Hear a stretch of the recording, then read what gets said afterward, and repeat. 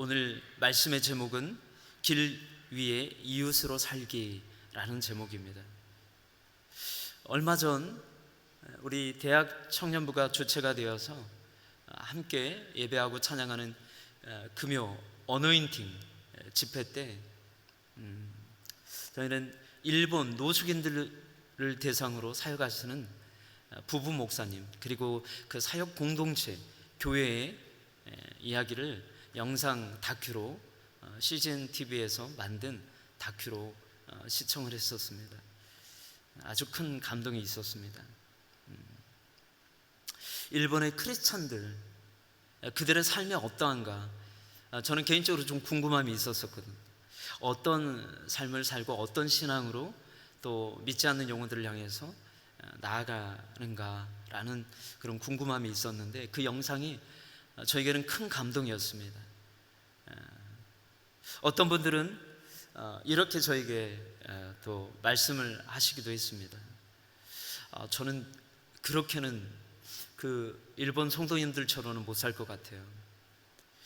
그들이 노숙자들을 섬기고 또 노숙인들 중에 교회에서 회복이 되어서 그 노숙인들을 또 섬기는 노숙인들, 그리고 노숙인들 중에 삶이 변화되고 사역자로 헌신하고, 그리고 태풍이 오는 날, 비바람이 부는 날에도 한 번도 쉬지 않고 거리에 굶는 노숙자들을 위해서 음식을 준비하고 그들에게 봉사하는 삶. 그런데 그 영상을 보고 누군가는 이렇게 이야기했습니다. 저는 저분들처럼은 살지는 못할 것 같아요. 그렇습니다. 저도 100% 자신할 수는 없습니다. 우리 모두는 다 그럴 것입니다. 내가 감당할 수 있는 부분만, 나에게 감당할 수 있는 시험만, 그런 기도를 많이 하지 않습니까? 공동체라고 하는 것, 믿음의 공동체의 이론으로 회피하지 않고 그 아픔을 부둥켜 안고 그리고 그 고통을 기꺼이 감내하고 함께 살아내는 공동체, 이 믿음의 공동체가 우리 이 3부 예배 우리 성도님들과 우리 YJ 공동체 안에 충만히 임하기를 소망합니다.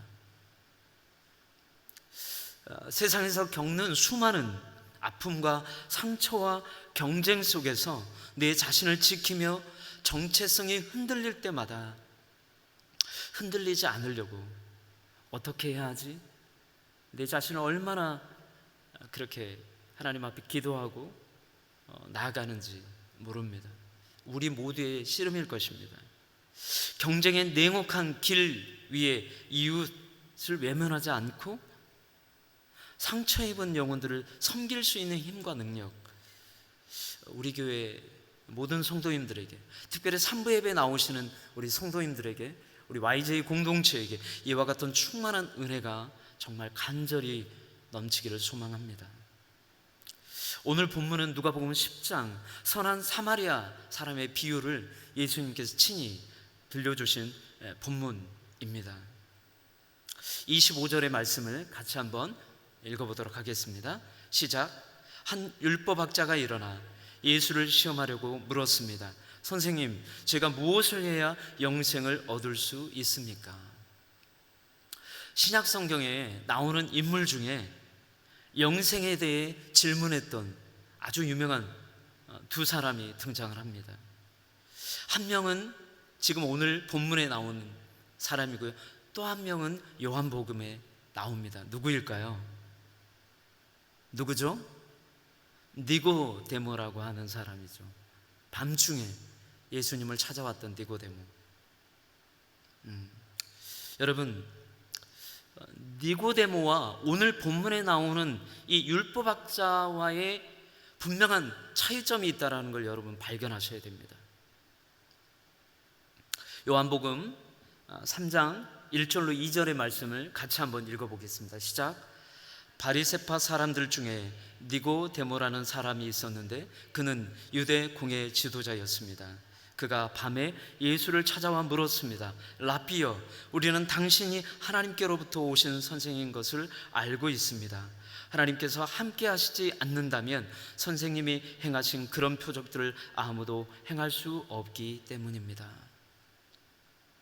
율법학자와 니고데모의 질문의 내용의 진심은 분명히 달랐습니다. 오늘 본문의 율법학자의 질문, 그리고 요한복음에 나오는 니고데모의 질문, 한 사람은 예수님을 시험하고자 질문을 했다고 합니다. 아니, 시험이 아니라 자기 자신을 드러내 보이고자 자랑질을 한 것입니다.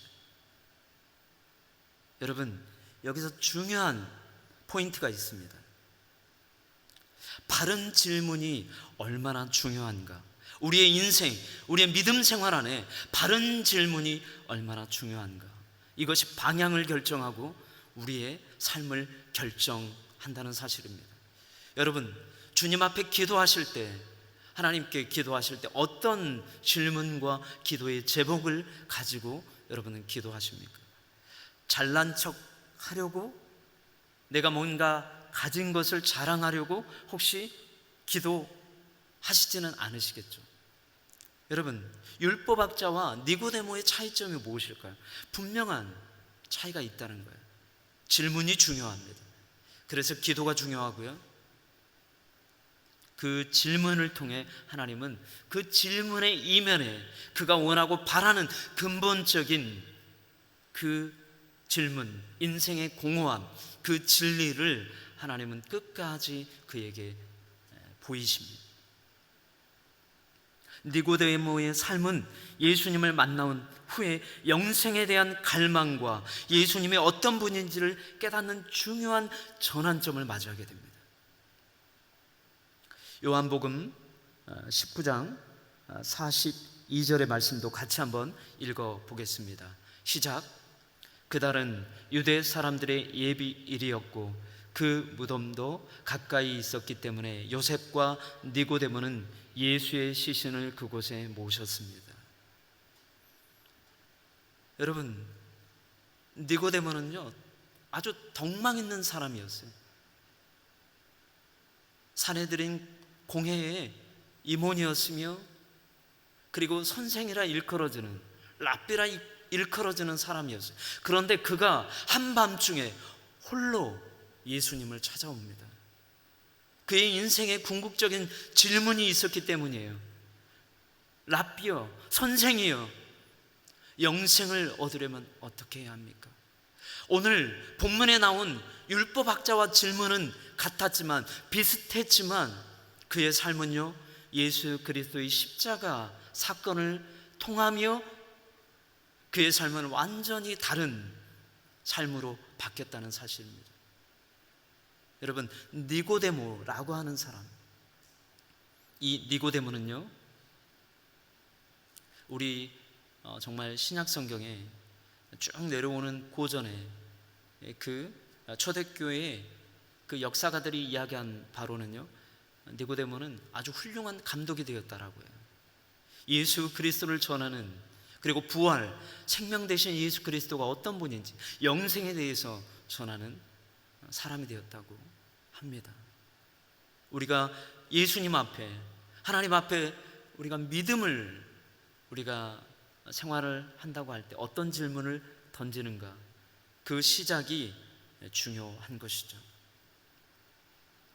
사랑하는 성도 여러분, 우리가 정말 실수하지 말아야 할 것은 예수님을 이용하려는 불순한 생각을 내려놓아야 한다는 것입니다.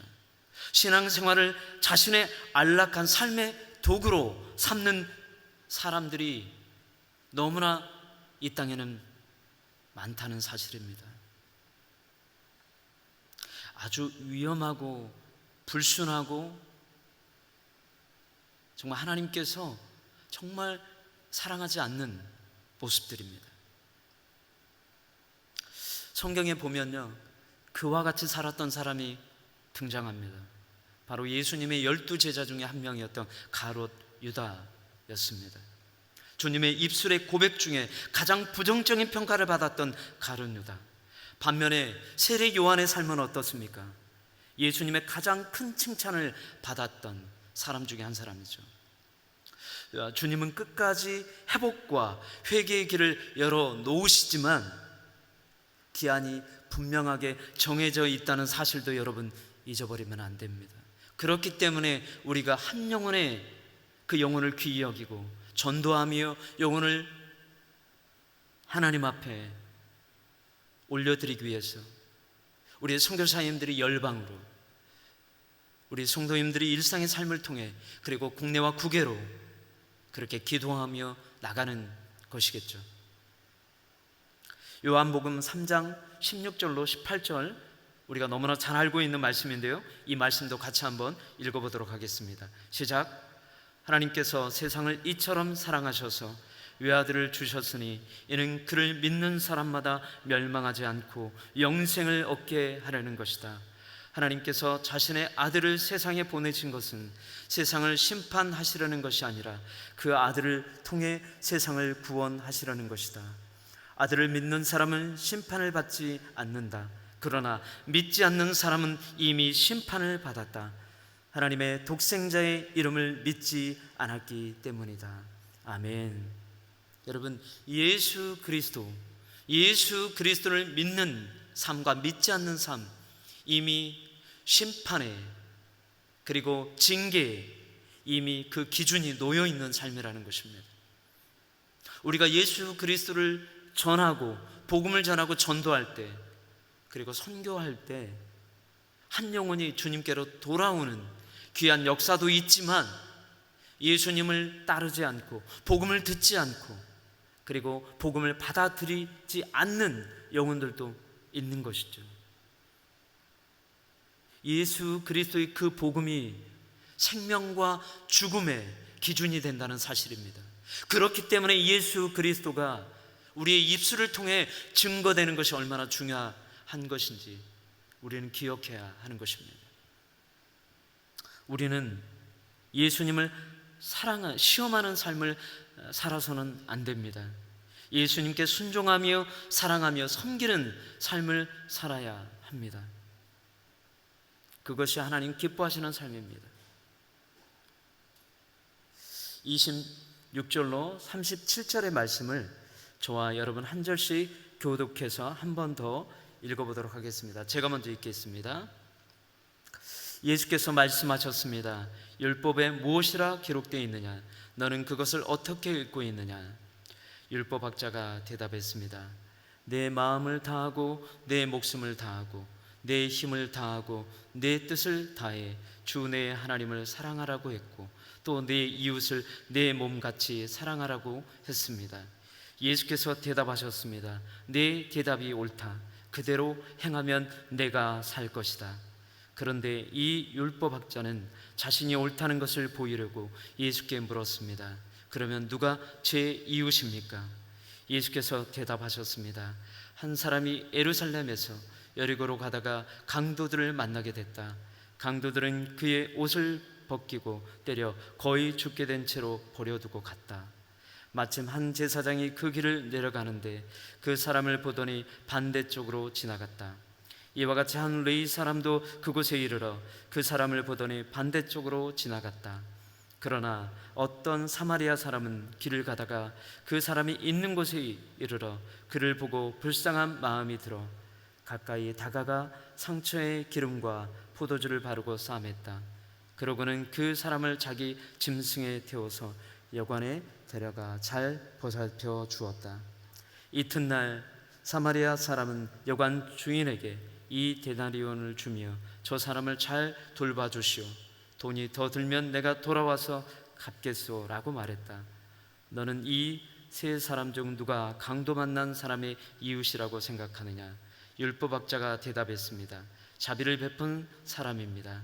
예수께서 그에게 말씀하셨습니다. 너도 가서 이와 같이 하여라. 아멘. 우리 모두는 예수님 앞에 율법학자가 되어 잘난 척하며 자신을 자랑하고자 그럴듯한 질문으로 위장된 자신을 드러내 보일 때가 너무나 많습니다. 그런데 주님은 내가 진정으로 원하는 삶은 마음과 목숨과 뜻을 다해 세상을 사랑하는 것이며 하나님을 사랑하는 것이라고 말씀하십니다. 본질적으로 우린 누구를 사랑할 수 있는 존재가 아니지 않습니까? 에베소서 2장 3절의 말씀을 제가 읽어보겠습니다.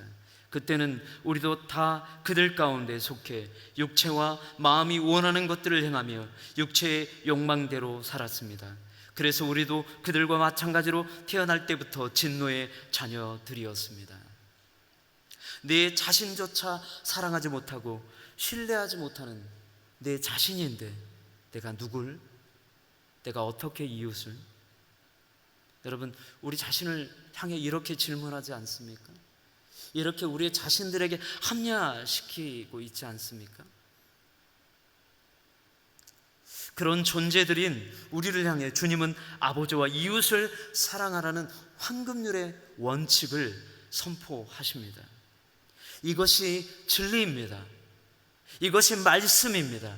이것이 하나님을 사랑하고 이웃을 사랑하라고 하신 하나님의 마음인 것입니다.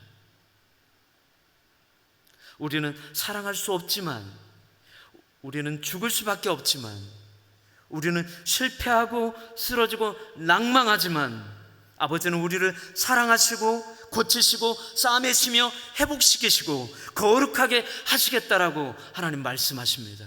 우리를 그런 존재라고 이야기하시는 거예요. 우리를 그런 인생으로 살게 하겠다라고, 구별되게 하겠다라고 이야기하시는 것입니다. 누구를 통해서요? 오직 예수 그리스도의 십자가를 통해서. 여러분, 예수 그리스도의 십자가를 통하지 않고서는 우리는 바른 인생, 바른 질문, 하나님을 영화롭게 하거나 하나님을 사랑할 수 없는 자들입니다.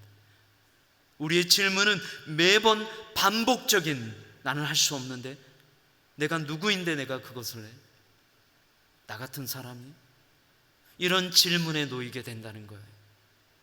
한 발자국도 하나님 앞에 나아갈 수 없는 자가 되는 것입니다.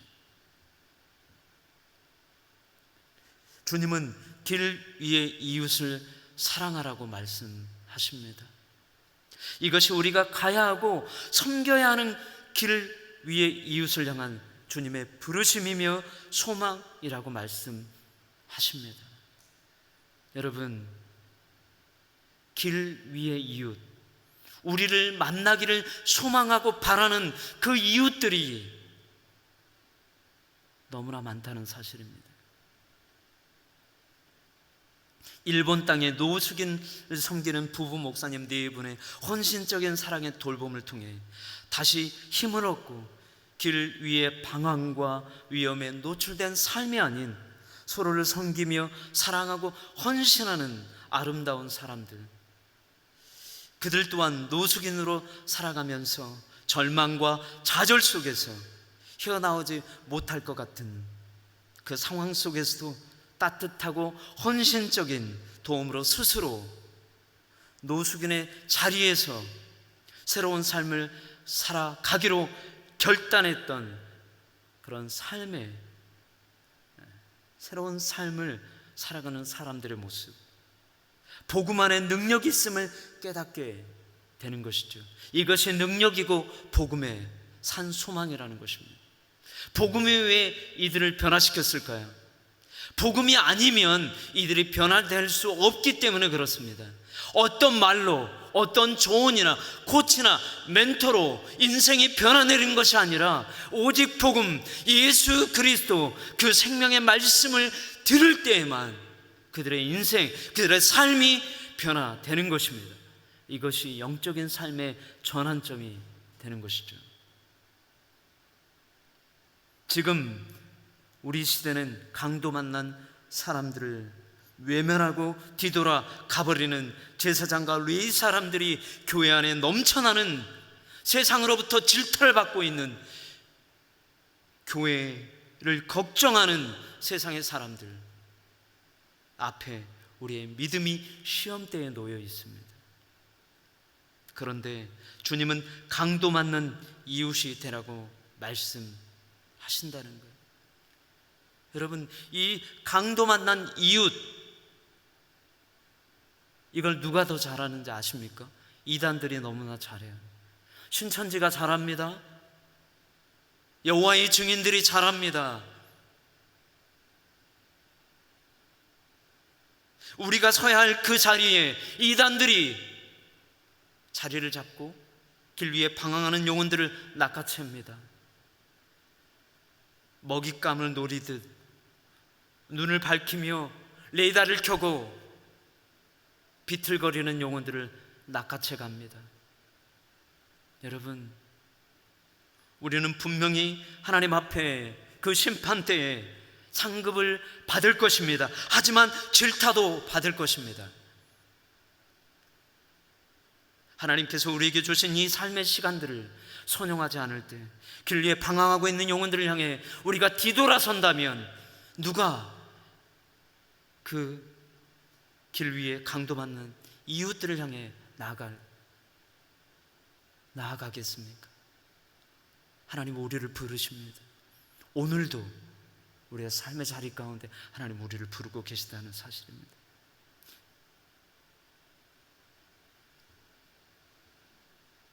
위험한 길 위에 방황하며 어디로 가야 할지 갈 바를 알지 못하는 많은 영혼들, 세상의 길 위에 그들이 놓여 있기 때문에 길 위의 방황 속에 여러분, 우리 또한 함몰 해버릴 것 같아서, 나 또한 잠식돼 버릴 것 같아서 우리가 나아가지 못하는 것은 아닙니까?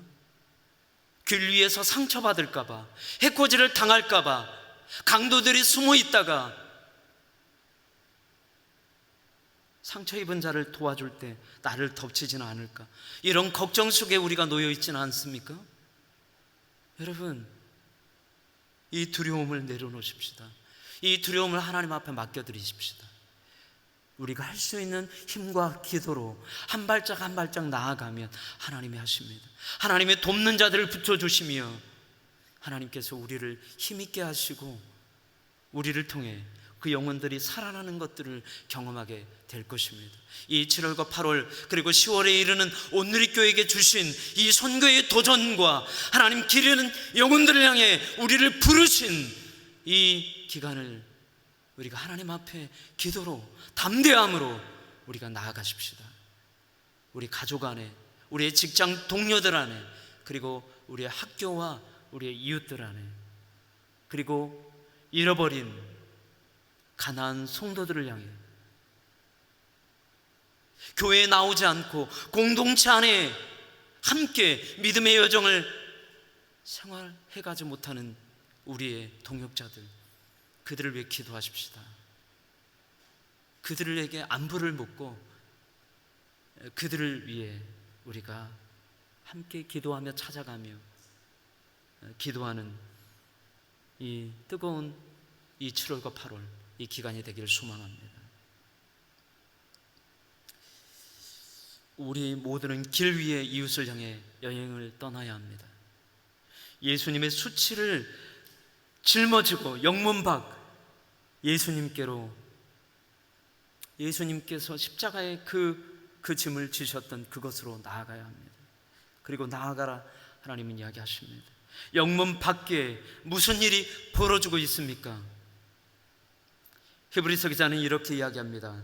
이와 같이 예수께서 자신의 피로 백성을 거룩하게 하시려고 성문 밖에서 고난을 당하셨습니다.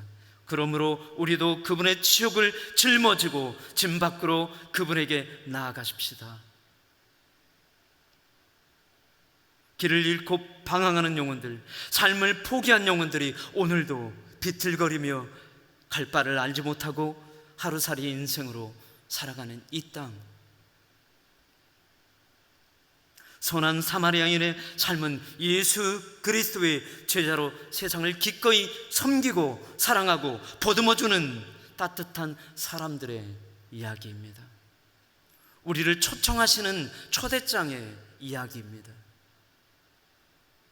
제자들을 향한 고백이었으며 예수님께서 십자가의 그 길을 예루살렘을 향해 가기 전 70인 내 전도팀을 보낸 이후에 영광을 받으시고 이 율법학자의 이야기를 통해 제자들에게 들려주셨던 이 선한 사마리아인의 이야기는 제자들에게 이 시대에 우리가 예수님의 제자로 살아가기로 결정한 우리들에게 주님이 친히 들려주시는 말씀인 것입니다.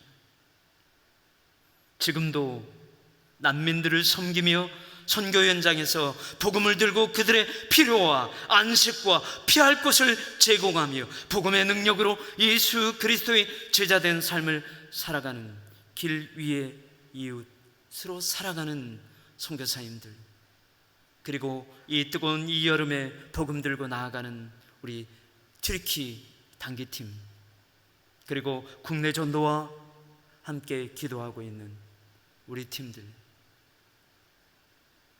우리를 초청하시는 그 초청, 우리를 사마리아인이라고, 선한 사마리아인이라고 우리를 친히 주님께서 우리를 부르십니다.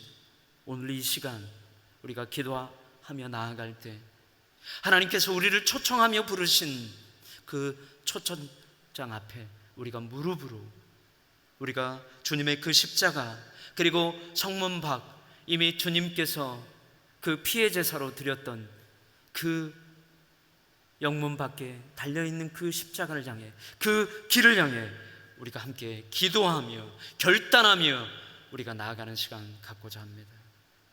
우리 이 시간 함께 기도하며 나아갈 때 하나님의 그 은혜를 부어 주시옵소서. 하나님, 우리에게 힘과 능력을 주시옵소서. 하나님, 특별히 7월과 8월 열방 가운데 복음을 전하시는 귀하신 선교사님들과 베트남 팀과 튀르키예 이 팀을 축복합니다. 하나님, 우리가 두려워하는 것이 아니라 하나님 앞에 온전히 우리를 부르신 그 능력의 말씀을 의지하여 나아가오니 하나님, 우리를 새롭게 하여 주시고 능력 있게 하여 주시고 담대하게 하여 주심으로 능히 아버지 하나님 이 길을 걸어가며 길 위에서 만나는 잃어버린 영혼들과 상처 입은 영혼들과 방황하는 영혼들을 향하여 하나님, 우리의 시간과 우리의 물질과 우리의 모든 은사들을 드리며 기도하며 나아가기를 원합니다. 우리 이 시간 기도하며 찬양하며 나아갈 때 하나님 앞에 우리의 마음을 드리며 우리의 모든 은사들을 주님 앞에 드리오니 받아 주시옵소서. 아버지 하나님, 흠양하여 주시옵소서. 은혜를 베풀어 주시옵소서. 이 시간 찬양하며 하나님 앞에 나아가며 기도하며 나아가도록 하겠습니다.